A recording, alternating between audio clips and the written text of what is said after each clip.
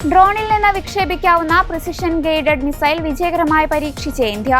ആന്ധ്രാപ്രദേശിലെ കർണൂലിലാണ് UAV launched precision guided missile V3യുടെ പരീക്ഷണം DRDO നടത്തിയത്.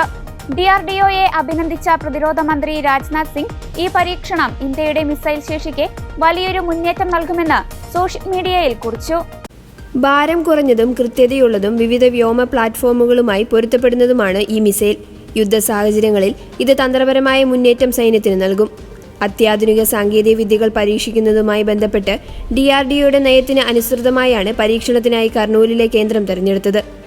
ഫിക്സ്ഡ് വിംഗ് UAVകളെയും ഡ്രോൺ കൂട്ടങ്ങളെയും നിർവീര്യമാക്കിയ സംവിധാനങ്ങൾ ഉൾപ്പെടെയുള്ള ലേസർ അധിഷ്ഠിത ഡയറക്റ്റഡ് എനർജി വെപ്പണുകളുടെ വിജയകരമായ പരീക്ഷണങ്ങൾ ഈ കേന്ദ്രത്തിൽ അടുത്തിടെ നടന്നിരുന്നു. ഇന്ത്യയുടെ ഹൈടെക് പരീക്ഷണങ്ങൾക്കുള്ള അടിസ്ഥാന സൗകര്യങ്ങൾ അതിവേഗം വികസിപ്പിച്ചുകൊണ്ടിരിക്കുന്നു എന്നതിന്റെ ഉദാഹരണമാണിതെന്ന് വിദഗ്ധർ ചൂണ്ടിക്കാട്ടുന്നു.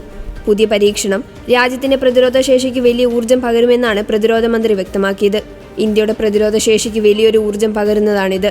ULPGM V3 സംവിധാനത്തിന്റെ വികസനത്തിനും വിജയകരമായ പരീക്ഷണങ്ങൾക്കും DRDOയ്ക്കും വ്യവസായ പങ്കാളികൾ, സ്റ്റാർട്ടപ്പുകൾ എന്നിവർക്കും അഭിനന്ദനങ്ങൾ.